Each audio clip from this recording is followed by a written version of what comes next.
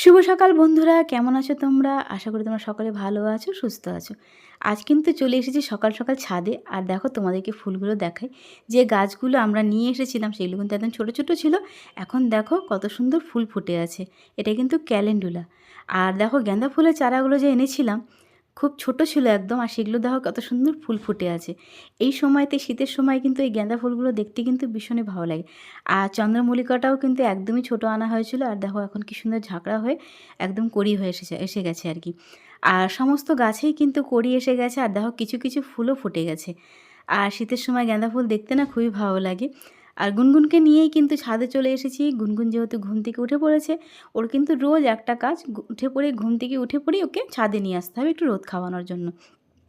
আর দেখো ডালিয়াটা কিন্তু একদমই ন্যাতা-প্যাতা হয়ে গেছিলো। ভেবেছিলাম মনে হয় বাঁচবে না হয়তো গাছটা, কিন্তু গাছটা অনেকটাই নষ্ট হয়ে গেছিলো আর কি। আর দেখো কত সুন্দর বেঁচে আছে গাছটা, আর কত সুন্দর কড়ি হয়ে আছে। আর এই গাছটা আমি জানি না কী নাম, তোমরা যদি জানো তো অবশ্যই কমেন্টে জানিও। এই গাছটা কিন্তু ভীষণ ভালো লাগে। আর দেখো কাঁচা লঙ্কার গাছ আনা হয়েছিল, আর দেখো কী সুন্দর লঙ্কা ধরে আছে। আর গাছে লঙ্কা হয়েছে না, গাছের লঙ্কাটা ছিঁড়তে ইচ্ছা করে না, মনে হয় গাছেই থাকুক। দেখতে ভীষণ ভালো লাগে। আর গুনগুন কিন্তু গাছে লঙ্কা দেখতে খুব ভালোবাসে। আর এটা কিন্তু স্থলপদ্মে গাছ লাগানো হয়েছে, জানি না, আশা করি বা বেঁচে থাকলেই ভালো হয়। তাহলে স্থলপদ্মটা হলেও তোমাদেরকে শেয়ার করতে পারবো। আর দেখো গুনগুন এখানে দুষ্টুমি করছে। আর ছাদটা তো খোলা, তো ওই জন্য গুনগুনকে খুব সাবধানে রাখা হয়। ওকে কিন্তু ধরে ধরে রাখা হয় গুনগুনকে। আর গাছে কিন্তু জল দেওয়া হয়েছিল, আর ও সমানে বলেছিল জলটা আমাকে দাও, আমি জল দেবো। তো আমি ওকে বলছি তুমি বড় হও, তখন তুমি গাছে জল দিও। তো ছাদেতে আসার আগেই কিন্তু আমি রান্নাঘরে ভাতটা বসিয়ে দিয়েছিলাম, আর মুসুর ডালটা সেদ্ধ বসেছিলাম। চলো দেখি কতদূর বাকি ভাতটা। তো দেখো ভাতটা কিন্তু একদম ফুটছে আর কি, এখনও বাকি আছে, কেবল মানে বলক দিয়েছে।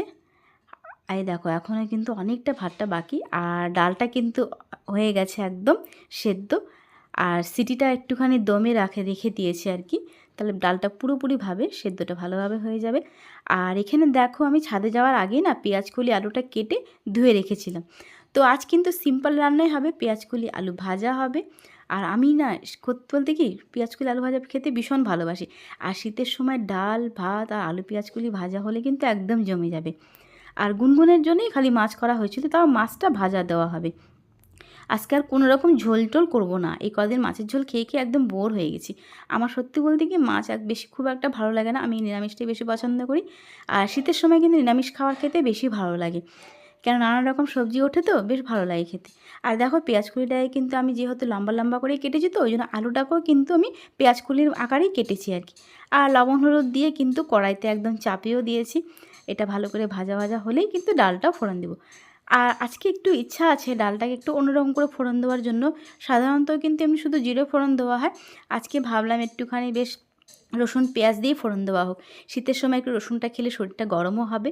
আর গুনগুনোটা একটু ঠান্ডা ঠান্ডা লেগেছে, তো ভাবলাম যে রসুন ফোড়ন দিয়ে ডালটা করি।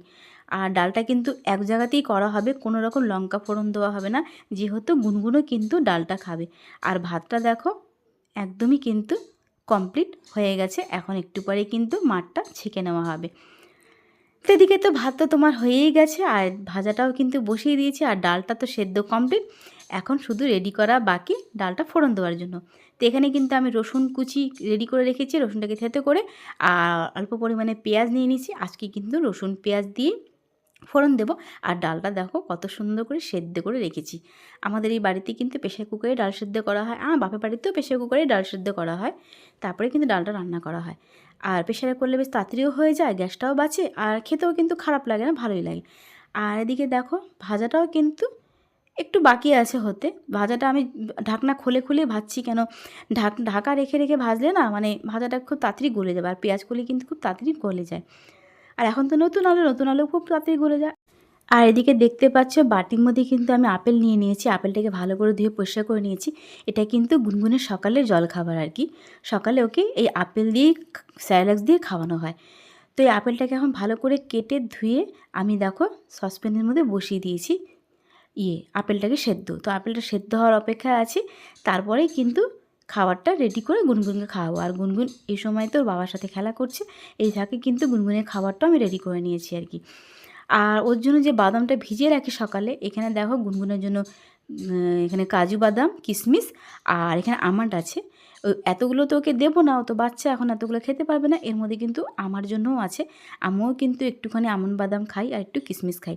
যেহেতু বাচ্চাকে পড়াশোনা করানো হয়, তো আমারও তো দরকার মানে একটুখানি স্মৃতিশক্তিটা ভালো থাকার জন্য।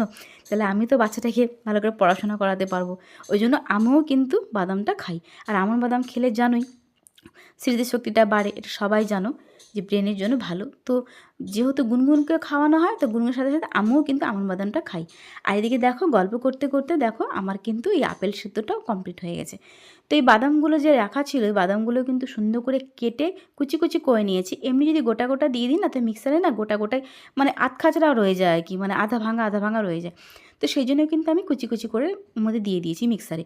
আর এই আপেলের যে জলটা, এটা কিন্তু আমি রেখে দেবো, আর যখন গুনগুনকে খাওয়াবো তখন ওর মধ্যে খানিকটা জল দিয়ে কিন্তু আমি পেস্টটা বানাবো। পেস্টটা বানিয়ে ওর মধ্যে সাইলাক্স মিলিয়ে গুনগুনকে খাওয়াবো। তো এদিকে দেখো আমার কিন্তু গুনগুনে খাবার রেডি করার পরেও কিন্তু আমার দেখো ভাজাটা কিন্তু একদম কমপ্লিট। আর ভাজাটা আমি এখন নামিয়ে নেব। আর ভাজা নামার পরেই আমি এই কড়ার মধ্যেই কিন্তু ডালটা ফোড়ন দিয়ে নেব। আর দেখতে পাচ্ছ ভাজাটা কিন্তু খুব সুন্দর ঝরঝরে হয়েছে। আর ঢাকা দিয়ে যদি ভাজা করতাম, ভাজাটা একদম জঘন্য হয়ে যেত। তো এই কড়াটাকে পরিষ্কার করে নিয়ে কড়াইয়ের মধ্যে খানিকটা তেল দিয়ে দিলাম। আর যেহেতু গুনগুন খাবে, ওই জন্য বেশি খুব একটা তেল দিই না। আর এই বাড়িতে খুব এমনি তেলটা কমই খায় বাসা। আর এই তেলের মধ্যে না আজকে ইচ্ছা করলে একটুখানি কালো জিরে ফোড়ন দিতে। সবসময় তো জিরে ফোড়ন দিয়ে ডাল খাই, তো আজকে ভাবলাম একটু কালো জিরে ফোড়ন দিয়ে নিই। তো কালো জিরে ফোড়ন দিয়ে না এই পেঁয়াজ কুচিগুলো এর মধ্যে দিয়ে দিলাম। আর পেঁয়াজ কুচিটা দেওয়ার পরে খানিকটা একটু নেড়ে একটু ভাজা ভাজা হয়ে আসলেই কিন্তু আমি রসুনটা দিয়ে দেবো। এইভাবে ডাল কেউ খেয়ে দেখবে, নিশ্চয়ই তোমাদের ভালো লাগবে। আর শীতের সময় না এইভাবে ডাল খেতে ভীষণই ভালো লাগে। আর তোমাদের সাথে খুব তাড়াতাড়ি একটা নতুন রেসিপি শেয়ার করতে ইচ্ছা আছে, জানি না করতে পারবো কি না, এখন হয়ে উঠবে কি না। এই বাড়িতে না আলুর ডাল খাওয়া হয়, আর আমার বাপের বাড়িতেও খাই, আমি রান্না করি গিয়ে। তো আলুর ডালের রেসিপি যখন কোনো সময় রান্না করব, তখন তোমাদেরকে নিশ্চয়ই দেখাবো। ওটা কিন্তু ভীষণ সুস্বাদু হয় খেতে। আর এদিকে দেখো আমার কিন্তু পেঁয়াজ রসুন একদম কালো জিরে ভালো করে ভাজা হয়ে গেছে। আর আমি তো ডালে হলুদ দিয়ে সেদ্ধ করিনি, ওই জন্য এখন কিন্তু 1 চামচ মতন হলুদ দিয়ে দিয়েছি। তাহলে কিন্তু হলুদটা গন্ধও করবে না, আর বেশ কালারটাও ভালো আসবে ডালটার। তো এখন দেখো একদম কমপ্লিট। আর এই যে প্রেসারে যে ডালটা সিদ্ধ করে রেখেছিলাম ওর মধ্যে দিয়ে দিলাম। এখন ডালটার মধ্যে লবণ দিয়ে এখন সুন্দর করে ফুটিয়ে নেব। আর অল্প করে না আমি ধনেপাতা কেটে রেখে দিয়েছিলাম। এই সময়তে কিন্তু দেখবে ডালে কিন্তু ধনেপাতা দিয়ে খেতে না খুব ভালো লাগে। আর শীতের সময় সত্যি বলতে কি, শীতকালে কিন্তু ধনেপাতা দিয়ে ডাল খেতে, ধনেপাতা দিয়ে যে কোনো চচ্চড়িতে ধনেপাতা দিলে বেশ ভালো লাগে খেতে। আর দেখো ডালটা কিন্তু খুব সুন্দর লাগছে দেখতে, আর খেতেও কিন্তু অসাধারণ হয়েছিল ডালটা। তো এইভাবে মুসুর ডাল খেয়ে দেখো, তোমাদের নিশ্চয়ই ভালো লাগবে। আর দেখো ধনেপাতাও দিয়ে দিলাম, আর কালারটা কিন্তু একদম সুন্দর চলে আসলো। আর বেশ অন্যরকমই লাগছে এখন কালারটা, আর খেতে খুব ভালো লাগছিলো ডালটা। তো সারাদিন কিন্তু সকাল থেকে ঘুম থেকে উঠে আর বলো না, কাজ আর কাজ, কাজ একটুকু শেষ হয় না। তোমাদের গুনগুনের খাওয়ানোটা না দেখানো হয়নি, ভেবেছিলাম তোমাদেরকে গুনগুনের খাবারটাও দেখাবো। আমি কিন্তু মিক্সারে পেস্ট করে নিই, ওকে কিন্তু স্যালাড দিয়ে খাইয়ে নিয়ে কিন্তু এই ডালটাকে করলাম, রেডি করলাম আর কি। আর দেখো গরম গরম ভাত, ধোঁয়া উঠছে, কি ভালো লাগছে। আর এদিকে কিন্তু রেডি করে নিয়েছি, দিদি শাশুড়ি আর কাকা শ্বশুর আছে, ওনাদের খাবার রেডি করে নেওয়া হয়েছে। এখানে ডাল দেওয়া হয়েছে একটা বাটিতে, আর তরকারি, আর তোমার যে ভাত, এটা কিন্তু ঘুগনি ছিল। আর আমার জন্য খাবার আনা হয়েছিল বাইরে থেকে, হাজব্যান্ড নিয়ে এসেছিলো। এখানে গোলাউটি বলে সরি, আলু পরোটা, আর এখানে হচ্ছে কাবলি ছোলার ঘুগনি, আর পেঁয়াজ, আর আচার। আর আচারটা তো মানে কি বলবো, এতটাই ঠকায় লোকে। এখানে শুদ্ধ একটা গাজর দিয়ে দিয়েছিল, আর কিচ্ছু না। খেতে কিন্তু ভালোই ছিল। আর শুধু আমি খেয়েছি, কেন আমার হাজব্যান্ডও খাবে না পরোটা, আর দিদি শাশুড়িরাও খায় না, তাই জন্য কিন্তু ওদের জন্য করা হয়নি, শুধু ভাতটাই দেওয়া হয়েছে ওদেরকে। আর এখানে কিন্তু গুনগুনের জন্য বলেছিলাম যে মাছ ভাজা করব, তো এই গুনগুনের জন্য 2 পিস মাছ নিয়ে নিয়েছি। আর এটাই কিন্তু গুনগুনকে ভাজা করে দেওয়া হবে। ও আজকে ডাল দিয়ে মাছ ভাজা দিয়ে ভাতটা খাবে।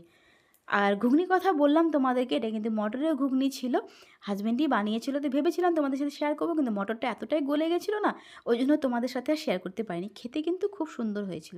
তো এই আজকে কিন্তু আমাদের দুপুরের খাবারে আছে পেঁয়াজ কুলি আলু ভাজা, আর মটরের ঘুগনি, আর ভাত, আর ডাল। আর মাছ ভাজা তো দেখলেই হয়ে গেছে কমপ্লিট গুনগুনের জন্য। আর এখানে গুনগুন কিন্তু জল আমি ফুটিয়ে খাওয়াই আর কি। এখন তো শীতকাল, এখন গরম জল ছাড়া হয় না। তো গুনগুনের জন্য অ্যাকোয়াগার্ডের জলটা আমি ফুটোতে বসিয়ে দিয়েছি। আর জলটা কমপ্লিট হয়ে গেলেই আমি ফ্লাক্সে ঢেলে নেব। তো গুনগুনের খাওয়াও কিন্তু কমপ্লিট হয়ে গেছে, ওটা কিন্তু তোমার সাথে শেয়ার করলাম না। আগেই খাইয়ে দিয়েছিলাম ওকে, তারপরে কিন্তু জলটা গরম করে রেডি করে নিয়েছি। আর চলো তোমাদের সাথে একবার বিকেলেই কথা হচ্ছে। আর এই যে বিকেলে দেখো আমার হাজব্যান্ড কেক নিয়ে এসেছিলো। এটা ওর বন্ধু যেহেতু কোম্পানিতে কাজ করে, কেকের কোম্পানির দোকানে, তো ওখান থেকে একটা কেক দিয়েছিল সব বন্ধুদেরকে খেতে, তো আমার হাজব্যান্ডকেও দিয়েছিল।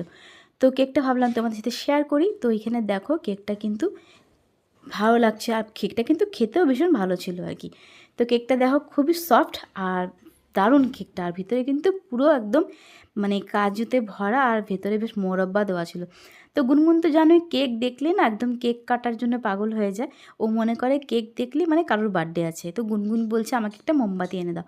তো মোমবাতি তো দিলাম না, ওকে একটা চাকু দিলাম, ঘরের যে চাকু ছিল সবজি কাটার, তো ওটাই ওর হাতে দিলাম। তো ওটা দিয়েই কিন্তু ও কাটিং করছে, আর দেখো কি সুন্দর করে কাট করছে কেকটাকে।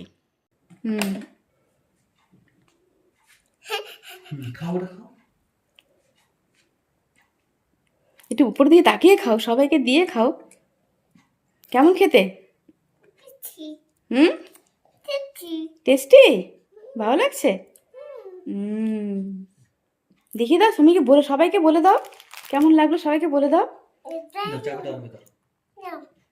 সবাইকে বলো। বাবা তুমি কি বলো, সবাইকে কি বলো, একটা কথাটা বলে দাও। তুমি সকলকে কি বলো?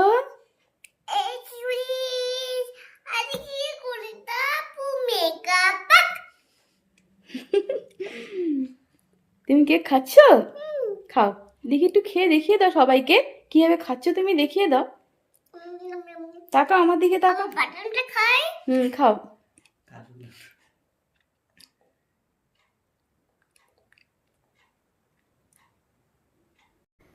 তো দেখতেই পেলে গুনগুন কীভাবে কেকটা খাচ্ছে, আর দেখো কেকের অবস্থাটা কি করেছে, খুঁটে খুঁটে কেকটা খাচ্ছিল। আর এখানে কিন্তু 2 পিস কেক কেটে নিয়েছি, এখানে আমার জন্য, আমার হাজব্যান্ডের জন্য। তো ও খাচ্ছে, আর একটু পরে কিন্তু আমিও খাবো। আর কেকটা কিন্তু অসাধারণ ছিল খেতে, খুব ভালো লাগলো কেকটা খেতে। তো ভিডিওটা তোমাদের কেমন লাগলো অবশ্যই কিন্তু একটা লাইক কমেন্ট করে জানাবে। আর যারা নতুন দেখছো আমার চ্যানেলটিতে, আমার চ্যানেলটিকে সাবস্ক্রাইব করে আমার পাশে থেকো। আরও কিন্তু খুব তাড়াতাড়ি নতুন ভিডিও নিয়ে তোমাদের কাছে চলে আসবো। তো চলো টাটা, বাই বাই, ভালো থেকো তোমরা।